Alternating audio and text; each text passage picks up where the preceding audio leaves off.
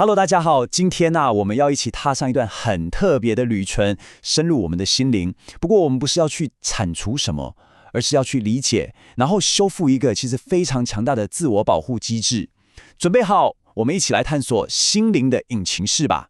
你知道吗？很多时候我们感觉到的创伤，就像这样一座在心里很深处的废墟，它看起来可能很古老，甚至有点美，但就是没办法靠近。它其实不是什么缺陷，它是一段历史的见证。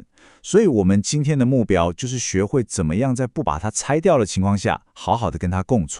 没错，创伤它其实不是软弱的象征。你想想看，它更像是大脑为了保护你，在某个关键时刻派出来的一个哨兵。但问题就出在，这个哨兵有时候真的太尽责了，明明危险早就过去了，他还是不肯下班，搞得你整个系统永远都处在一个高度警戒的状态。好，那问题来了哦，为什么这些记忆它不像其他事情一样，随着时间过去就慢慢淡忘了？它们到底是卡在哪里了啊？哇，这个比喻真的超精准。创伤记忆它不是一个完整的故事，它比较像一堆很尖锐的碎片，然后呢，它们被锁在大脑的边缘系统里面，也就是我们的情绪中枢。这就是为什么有时候只是一个声音或是一个气味，就能刷一下把你拉回过去，让你的身体重新经历一次当时的恐惧。好了，那既然引擎被这些碎石卡住了，我们该怎么办？总要想办法重启它嘛。这就是眼动减敏与历程更新疗法，也就是我们常说的 EMDR 准备要做的事情。简单来说EMDR 就像一个超厉害的技师，他不是要跑进去把那些卡住的碎石暴力移除，不是哦，他要做的是启动一个很特别的程序，让引擎自己把这些碎石慢慢的磨平抛光，然后把它们整整齐齐的放到它们本来就该去的地方。所以这个技师的秘密武器是什么？就是这个听起来很专业的双侧刺激，英文叫 BLS。你可能看过治疗师让个案的眼睛左右摆动，或是用耳机听左右交替的声音。其实这是在模拟我们每天晚上深度睡眠的时候，大脑处理白天资讯的那个过程。这个左右的刺激，就像在帮我们的左脑跟右脑之间搭起一座桥，让那些卡在情绪脑的资讯可以顺利的流到理智脑那边去。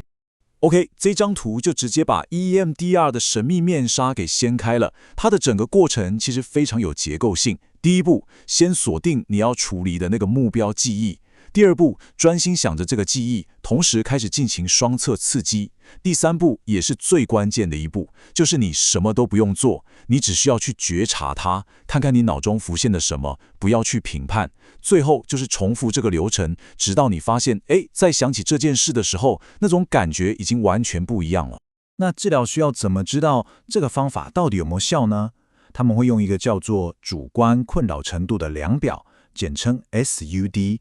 其实说穿了，就是一个从0到10分的痛苦指数啦，让你为这个记忆的困扰程度打个分数。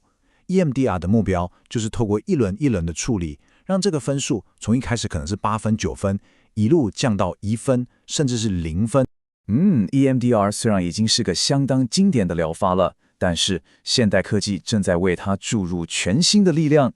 我们来看看现在的引擎室里面多了哪些酷东西。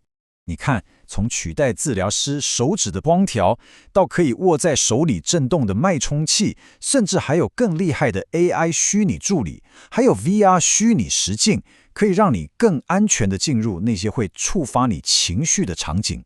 所以说，科技真的让这趟疗愈的旅程变得更精准，也更容易了。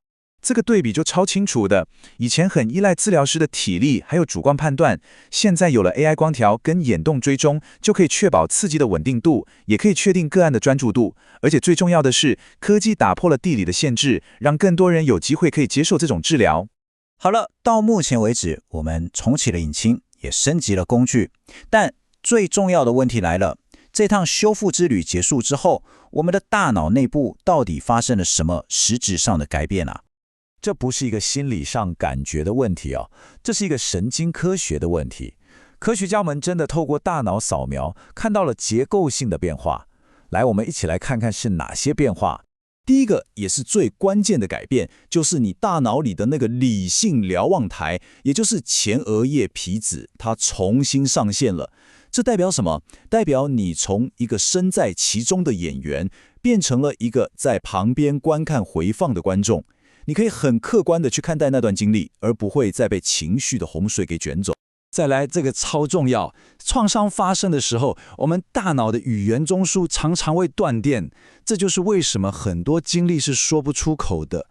EMDR 能做到的，就是重新接通这条线路，让你找回用语言去描述、去组织那段经历的能力，把那种说不出来的恐惧变成一个可以被理解的故事。最终，那块尖锐的记忆碎石终于被成功的搬家了。它从那个负责发出警报，让你随时准备战斗或逃跑的情绪引擎室，被搬到了我们大脑的图书馆，也就是大脑皮质区，成为你人生故事档案里面一个被妥善归档的章节。你看，所有这些技术，所有的神经科学，其实最后都指向一个共同的目的地，那就是让你重新拿回自己人生的叙事权。这句话我真的觉得，哇，它完美的总结了 EMDR 的精髓。我们做这一切从来就不是为了要忘记过去，而是要给自己足够的力量去安全的穿越那片记忆的风暴。当你真的穿过去之后，回头一看，你会发现它其实只是你广阔天空中的一小片云而已。所以你想想看，最终的疗愈是什么？就是从一个被故事控制的人变回那个讲述故事的作者。当你能够平静的、完整的讲述它的时候，你就自由了。那段过去，它再也无法定义你，它就只是你丰富生命中的一段经历，如此而已。我们不需要去拆除那座废墟，因为它也是我们的一部分。但我们永远都有选择，选择在它的旁边种下新的种子，用希望去灌溉，盖出一座属于你自己的美丽的花园。